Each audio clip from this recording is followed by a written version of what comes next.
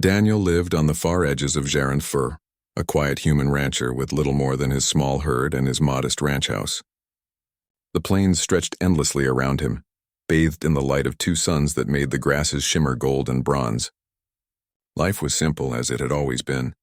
Daniel liked it that way. There was peace and routine in tending the animals, repairing fences, and watching the sky change colors as the suns rose and set. But his life was not completely solitary. For the past several months, he had a helper assigned by the Planetary Council, a maid named Lyra. She was alien, of course, with skin that almost glowed under the twin suns and eyes that reflected silver light. Lyra moved gracefully, each motion precise and careful like she had been trained for a purpose. Yet despite her otherworldly strength, she had a softness to her, a willingness to learn and follow Daniel's quiet pace. Over time, he had grown accustomed to her presence. More than that, he had begun to respect her intelligence, her dedication, and even her humor, small though it was. One morning, Daniel noticed something unusual. He was checking the water troughs when he saw Lyra approaching the barn. She moved awkwardly, her usual smooth stride replaced by a hesitant shuffle. One of her legs dragged slightly, and she occasionally winced as she walked. Daniel's heart tightened. Something was wrong. "Lyra," he called softly. "Are you okay?" She tried to smile, but it faltered. Her eyes shimmered not with their usual calm light, but with a flicker of pain. "I'm fine," she said in her melodic voice, though the words were unconvincing. Daniel shook his head. He had learned enough about living among the alien races to know when they were hiding something. And right now, Lyra was clearly hiding an injury. "Come with me.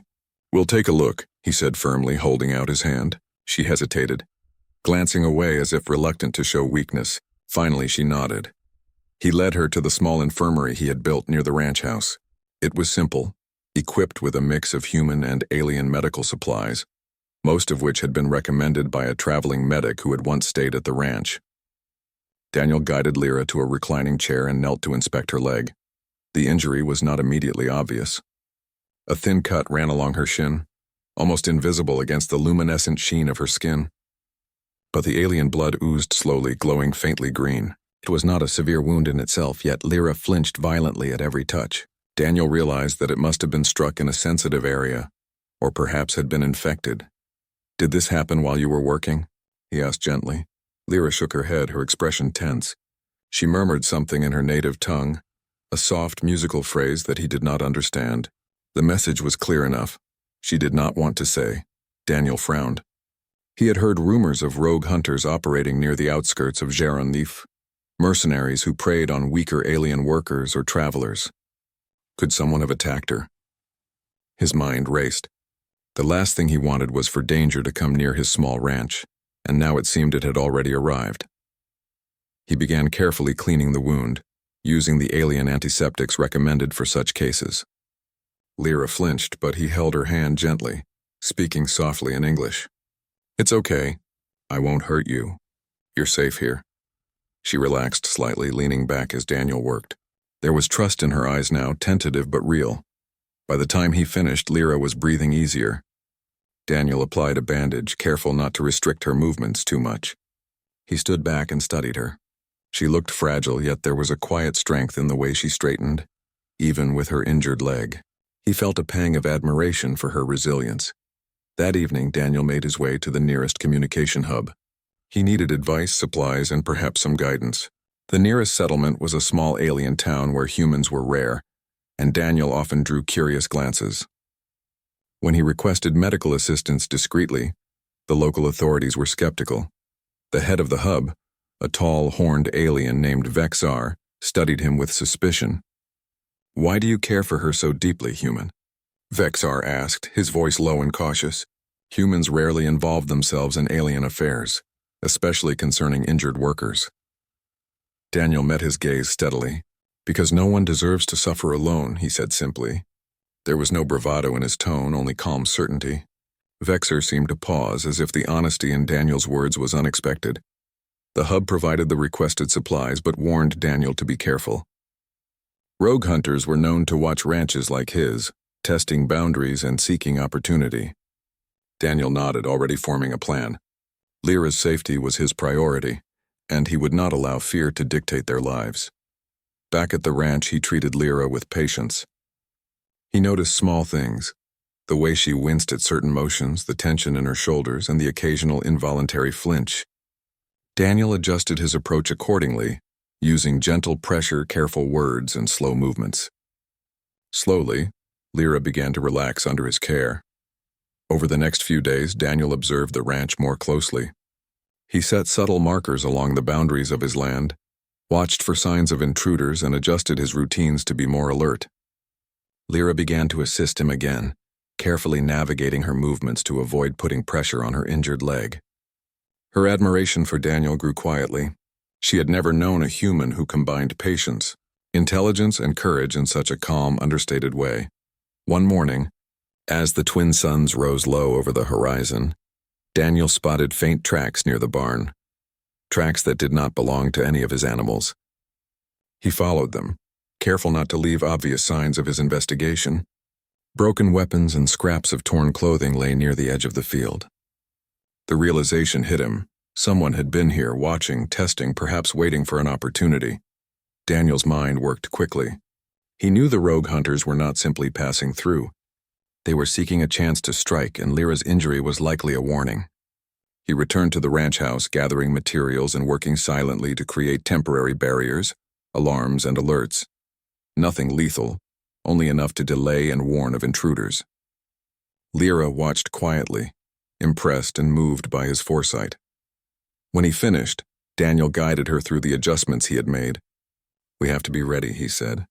Lyra nodded, her silver eyes brightening with renewed strength.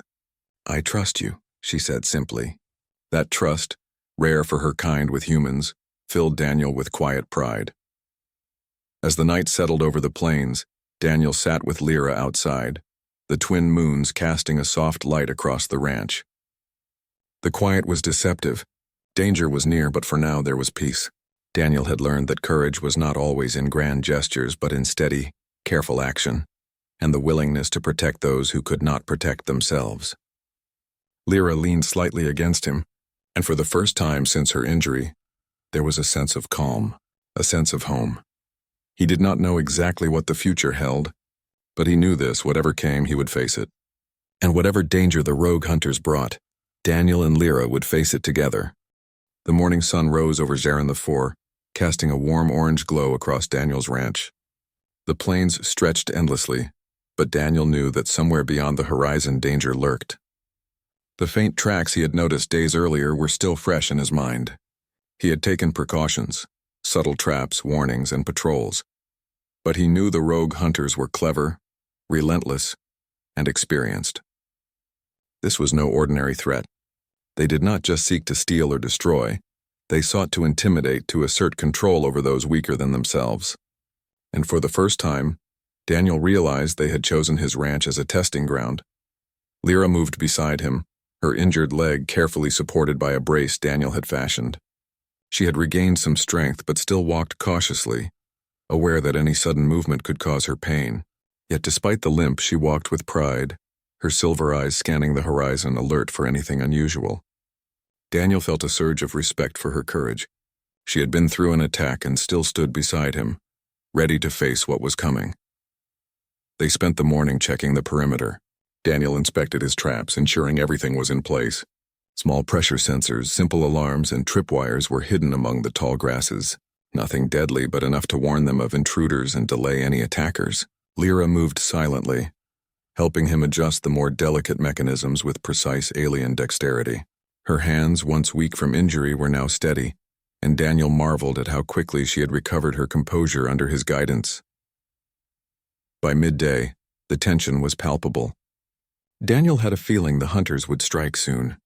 He kept Lyra close, explaining calmly how to move quietly, where to hide if necessary, and how to assist him in guiding any intruder into his traps. She listened intently, nodding, absorbing everything. It was unusual for a human to take such careful precautions, she thought, but Daniel did it naturally, without panic. There was confidence in his calmness, and that confidence was contagious. As the twin suns reached their peak, Daniel spotted movement on the horizon. A group of figures, hunched and deliberate, were moving toward the ranch. Their shapes were unmistakable.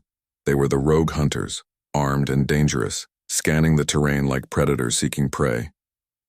Daniel's pulse quickened, but his face remained calm. He had anticipated this moment. He whispered to Lyra, "Stay close to me. Watch the traps. Follow my lead." She nodded, her eyes shining with determination.